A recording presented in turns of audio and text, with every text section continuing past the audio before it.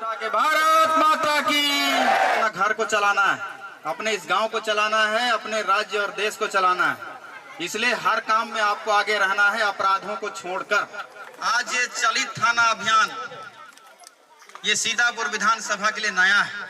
चर्चा करते हैं कि सीतापुर विधानसभा में कानून व्यवस्था दुरुस्त करने के लिए, अपराधों को रोकथाम करने के लिए ऐसा क्या कदम उठाया जाए कि हमारा सीतापुर हर दृष्टि से सुरक्षित हो, लोग जागरूक हों, और जो पुलिस के प्रति हम ग्रामीणों में जो डर होती है कि नहीं पुलिस आ गया तो भागो रे, पुलिस आ गया वाला जो मानसिकता है, इस पे कैसे काबू पाया जाए, इन सभी पे चर्चा करते हुए यह निर्णय लिया जाता है कि अब सीतापुर विधानसभा के गांव में चलित थाना अभियान चलाया जाएगा।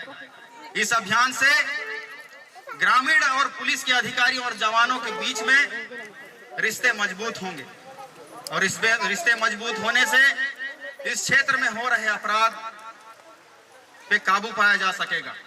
आजकल देखा जाता है कि खासकर महिलाओं के प्रति अपराध बढ़ते जा रहे हैं। तरह तरह के आप देखना जो धोखे का शिकार हो रही हैं माताएं बहनें, इन्हीं सब के चीजों के देखते हुए आज ये जागरूकता अभियान लाया गया है, जिसमें मुझे लगता है कि हमारे माननीय एसडीओपी साहब के निर्देश पर थाना के जो प्रभारी हैं और सभी अधिकारीगण आपको कानून की जानकारी भी दिए होंगे या देंगे, साथ ही साथ जो कानून के पेचीदा में ना फंसे उसके लिए भी जानकारी देंगे। और अब तक हमें ये पता लगता है कि अगर पुलिस गाड़ी रोक रही है, पेपर चेक कर रहा है, तो हमें ये लगता है कि पुलिस हमें परेशान कर रही है। ऐसा लगता है ना, हम बोलते हैं कि नहीं फलाना जगह में नाका लगाई है जी, मत जाओ, पुलिस पर्ची काटत है। लेकिन इस मानसिकता को बदलना पड़ेगा, क्योंकि ये पर्ची काटना ये केवल आपको लूटने की प्रथा नहीं है। आप ये समझिए कि आपकी गाड़ी का कागज नहीं है, आपके पास लाइसेंस नहीं है और आप उस गाड़ी को चला रहे हैं, यदि दुर्घटना हो जाती है तो उस दुर्घटना का परिणाम बहुत खतरनाक हो सकता है। ये कब पता चलता है? जब हम अदालत के चक्कर काटते हैं। तो उसी चीजों को ना हो कह के आपके गाड़ियों को, आपके कागज को, आपके लाइसेंस को पुलिस अधिकारी द्वारा चेक किया जाता है। आज उन्हीं चीजों को बताने का अभियान शुरू किया गया है कि लाइसेंस क्यों जरूरी है, गाड़ी का कागज ओके होना क्यों जरूरी है। इन सभी तमाम चीजों को आपसे अवगत करवाएंगे। और आपको मैं बताना चाहूंगा कि बहुत जल्द हमारे विधानसभा स्तर पर, एक ब्लॉक स्तर पर आरटीओ से निवेदित करके यहाँ लाइसेंस शिविर भी हम लगवाएंगे। इसमें यह होगा कि जितने भी हमारे बहनें और भाई हैं जिनके 18 साल पूर्ण हो चुके हैं और जो मोटरसाइकिल चलाते हैं, वो लाइसेंस अपना बनवा लेंगे। और अभी जैसे ही छत्तीसगढ़ में भारतीय जनता पार्टी का सरकार बनी, हम सब जानते हैं, और सीतापुर में सदियों से जो प्रथा था उसका बदलाव हुआ है, और खासकर हमारे संभाग में 14 के 14 सीट दिए हैं। इसमें आप सब का योगदान है, आशीर्वाद है, इसके लिए आप सभी का धन्यवाद करता हूँ। और हमें ये लगता है कि आदिवासी मुख्यमंत्री पहली बार मिला, समझ रहे हैं, उनके नेतृत्व में अब उस मोदी गारंटी का 100% जो है वो सारे घोषणाएं पूरे होंगे, और उसकी शुरुआत हो चुकी है। और उन्होंने देखिए कितना सौभाग्य की बात है कि सबसे पहला दस्तखत मुख्यमंत्री का शपथ लेने के बाद पहला दस्तखत उन 18 लाख गरीब परिवारों के पक्का मकान के लिए किया। और आप मतलब मैं बताना चाहता हूं कि 5 साल कांग्रेस की सरकार रही और पक्का मकान के जो मोदी की योजना है वाला रोक के रखी, सब जन पता है ना। और वही में मैन पार्ट में एक परिवार ऐसे भी है जे बिना छत के मकान में रहते। ये बात ला अगर फोटो ला आप मतलब दिखाबो ना तो आंसू आ जाए आंख में। वो परिवार में एक जन छोटे रोट लड़का भी है, लेकिन बिना छत के मकान में ते नजदीक पहुंचे के बाद ही विश्वास नहीं हुआ कि हमें कोनो आदमी रहते। लेकिन ये बहुत दुर्भाग्य की बात है कि सीतापुर विधानसभा में कोई एक घर बिना छत का भी 5 साल बिता दिया। लेकिन और हमारे जितने वरिष्ठ जन हैं, बड़े जन हैं, आप सभी को, हम सभी को तालमेल के साथ गांव में रहना चाहिए। अक्सर आजकल देखा जाता है कि नया युवा वर्ग जो है माता पिता का बात नहीं मानता है, माता पिता से अपोजिट चलता है, रात रात भर दूसरे जगह में सोता है। अगर आप ऐसे करते हैं तो माता पिता का जो सपना टूटता है ना, इतना पीड़ा माता पिता को होता है जितनी पीड़ा तो शायद उसके जन्म के समय नहीं हुआ होगा, उतना पीड़ा होता है। तो इस चीज को आपको समझने की जरूरत है। उनके बातों को नजरअंदाज ना करो, उनके बातों को मानो।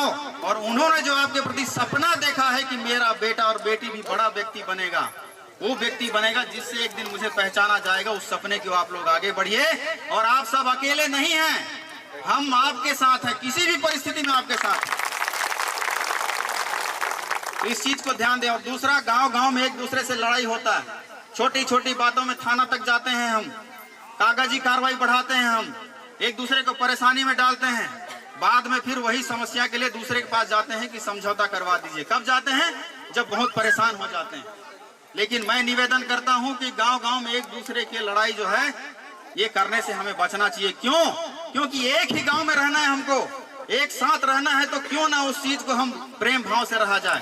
आज मैं वही आपसे निवेदन करने आया हूं कि अब गांव में भाईचारा बढ़ाने की जरूरत है, एकता बढ़ाने की जरूरत है, ताकि सीतापुर क्षेत्र से एक आवाज उठे कि छत्तीसगढ़ में, इस देश में एक ऐसा भी विधानसभा है जहां के लोग भाईचारे से रहते हैं। ग्राम रक्षा समिति का हम लोग गठन करेंगे, जिसमें 25 साल से ऊपर जो पढ़े लिखे ईमानदार और कर्मठ युवा युवती हैं, लड़का और लड़की, इसका संख्या निर्धारित अभी नहीं हुआ है।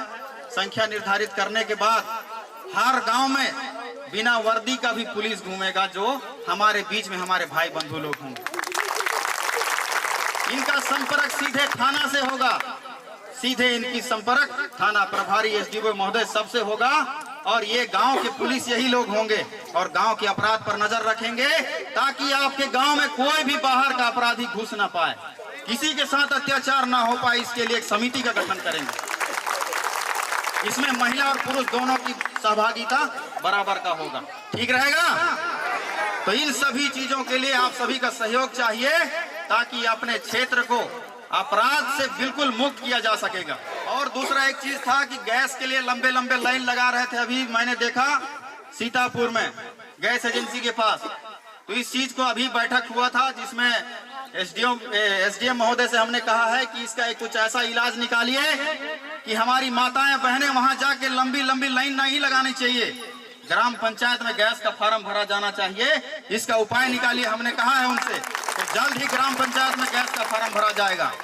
और इसके अलावा मैं सुन रहा हूं कि जीरो रकबा और ये जो धान बेचने में समस्याएं बहुत सारे व्यवधान हो पा रही हैं, और इसके बीच में कई गड़बड़ व्यक्ति बीच में बिचौलियापन कर रहा है।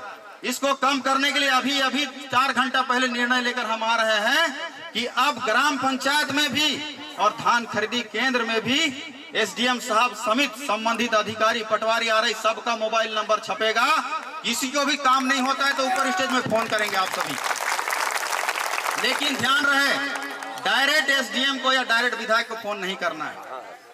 पहले आप उस प्रथम व्यक्ति के पास जाइए जहां से आपका चैनल शुरू होता है। यदि वो काम नहीं करता है या आपसे पैसा का डिमांड करता है तो आप सीधा तहसीलदार को फोन लगाएंगे। यदि तहसीलदार साहब नहीं काम करते हैं तो सीधा आप उससे ऊपर फोन लगाएंगे, और वहां से भी काम नहीं होता है तो फिर हमें बताएंगे। समझ रहे हैं? इस चैनल को आपको फॉलो करना होगा। यदि ग्राम पंचायत को मामला को लेकर यदि सीधा मेरे पास आएंगे तो सरपंच का क्या इज्जत है?